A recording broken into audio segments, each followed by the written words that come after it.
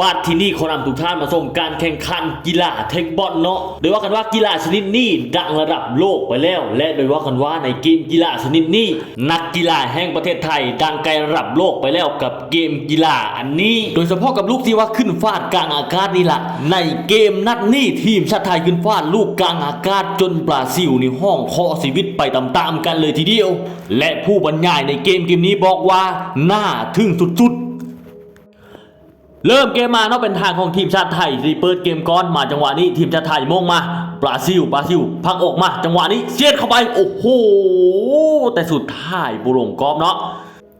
คะแนนแรกเนาะทีมชาติไทยได้มันไปครอบครองมาจังหวะนี้ทีมชาติไทยเปิดเข้ามาขายยาวๆจังหวะนี้มาบราซิลฮับบ่ได้เป็นแต้มของทีมชาติไทยคือเก้านำบราซิลไปแล้ว2แต้มด้วยกันโอ้สายตาท่าทางมีความมั่นใจสุดๆสำหรับทีมชาติไทยของเรามาจังหวะนี้เปิดเข้ามายอดย่อยมาบราซิลยังมาได้มาพักออกมาก้อนมาจังหวะนี้เอาชัวร์บราซิลมาจังหวะนี้ขึ้นฟาดโอ้โหสุดๆขึ้นฟาดปาตาก้อเลยทีมชาติไทยโอ้โหหนักเน้นๆจากนกบินจนผู้บรรยายเนี่ยต้องห้องวันหน้าถึงสุดๆโอ้โหบราซิลไปยืนฮับยืนหล่อตรงนั้นแต่สุดท้ายข้ามหัวของทีมชาติบราซิลไปมาแต้ม3อย่างเป็นของทีมชาติไทยคือเขา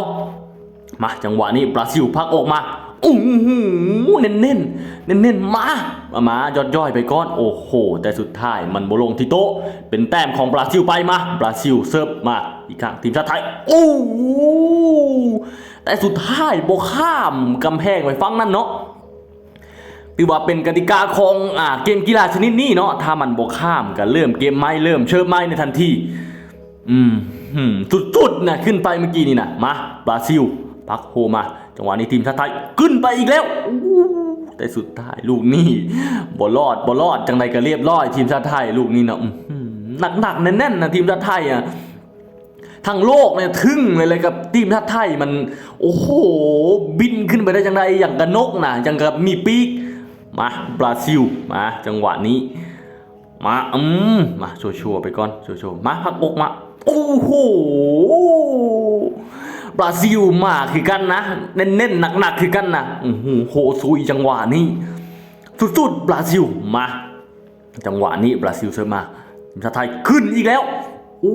ยังก็มาได้ยังมาได้จังหวะนี้ออกเขตไปเป็นที่เรียบร้อยแล้วบราซิลจังหวะนี้สุดๆนะมาทีมชาติไทยเสิร์ฟอีกครั้งจังหวะนี้มาหนักมาบราซิลยังได้มาพักอกมาซุยจังหวะนี้ยังได้จังหวะนี้ขอแก้ไปก่อนพักอกไปก่อนโอ้โหแต่สุดท้ายลงโทษไปแล้วเป็นแต้มของทีมชาติไทยไปจังหวะนี้มาไทยเปิดอีกครั้งจังหวะนี้บราซิลมาคอดูดคอโซนมาบราซิลจังหวะนี้มาแก้ไปก่อนจังหวะนี้ทีมชาติไทยบราซิลแก้ไปอีกครั้งโอ้โหบราซิลก็มาหนักเน้นคือกันนะบ่ยอมคือกันจังหวะนี้มาฮับตรงนี้แต่ว่าฮับบ่ได้บอลมันแห้งเกินไปจนทีมชาติไทยบ่สามารถฮับบอลกลับมาได้มาจังหวะนี้ทีมชาติไทยเซิร์ฟอีกครั้งนึงย่อยมาจังหวะนี้โอ้สุดท้ายเป็นแต้มของทีมชาติไทยไปอีกครั้งนึงมาจังหวะนี้ทีมชาติไทยเซิร์ฟไปก่อนจังหวะนี้บราซิลพักออกมามาจังหวะนี้ยังได้ทีมชาติไทยขึ้นจังหวะนี้เรียบร้อยสุดๆทีมชาติไทยโอ้โหโดยว่ากันว่าเกมกีฬาชนิดนี้นะทีมชาติไทยมันเป็นเกมกีฬาที่ทีมชาติไทยถนัดที่สุดเนาะแปลว่าคือทีมชาติไทยนี่แปลว่ามักเรื่องตะก้อมาจังหวะนี้เรื่องตะก้อคือว่าทีมชาติไทยแบบถนัดอยู่แล้วนะขึ้นฟาดลูกกลางอากาศนะและมันเป็นเกมกีฬาที่ว่าโอ้โหทีมชาติไทยแบบมักสุดๆนะลูกขึ้นฟาดกลางอากาศเป็นมีโบผิดกติกาอีกนำมาจังหวะนี้ทีมชาติไทยมาขอขึ้นอีกครั้งโอ้โหคือลูกกลางอากาศนี่มันถ้าได้ขึ้นไปแล้วนะโซนลายมันจะเป็นแบบลูกหนักๆนะมันจะบ่มีลูกค่อยๆให้เราได้เห็นสุดๆนะทีมชาติไทยจากนั้นนกบินจากนั้นคนมีปีกขึ้นไปจังหวะนี้โดยว่ากันว่า ทั้งโลกนี่พากันทึ่งในฝีไม้ลายมือของทีมชาติไทยในเกมกีฬาชนิดนี้กับการขึ้นไปฟาดลูกกลางอากาศนี่แหละขึ้นไปอีกแล้วมาจังหวะนี้บราซิลยังได้มาจังหวะนี้ขอแก้ไปก่อนบราซิลถ่ายไปได้มันจังหวะนี้โอ้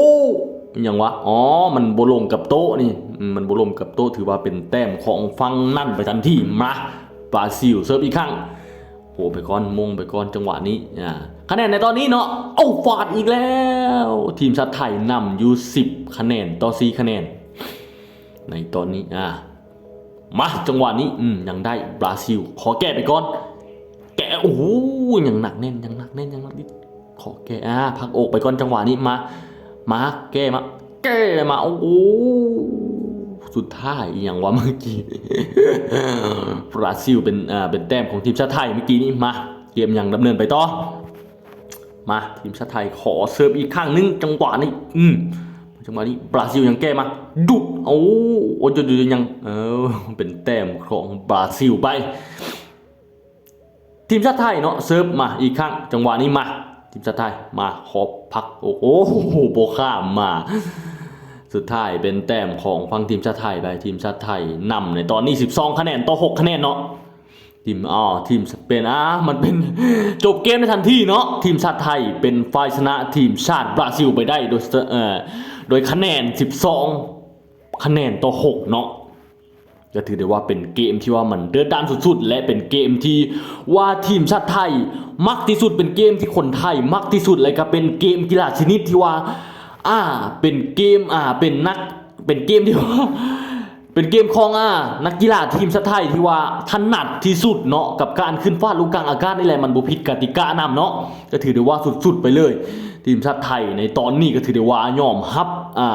คนทั้งโลกให้ความยอมรับไปเป็นที่เรียบร้อยแล้วกับฝีไม้ลายมือกับลูกขึ้นฟาดกลางอากาศหนักๆเน้นๆแบบนี้ทุกๆครั้งที่ขึ้นฟาดทุกๆดอกทุกๆนัดทุกๆเม็ดหนักๆน่วงๆทั้งนั้นกับลูกขึ้นฟาดกลางอากาศเนาะถือว่าสุดๆไปเลยสำหรับทีมชาติไทยของพวกเฮาเนาะสุดๆนะเพราะมันเป็นสิ่งที่ว่านักกีฬาไทยถนัดสุดๆเนาะและขอย้ำอีกเทื่อในนาทีแห่งนี้ว่าทีมชาติไทยขึ้นฟาดลูกกลางอากาศดีที่สุดในเกมกีฬาชนิดนี้จนทั้งโลกให้ความยอมรับไปเป็นที่เรียบร้อยแล้วณช่วงเวลานี้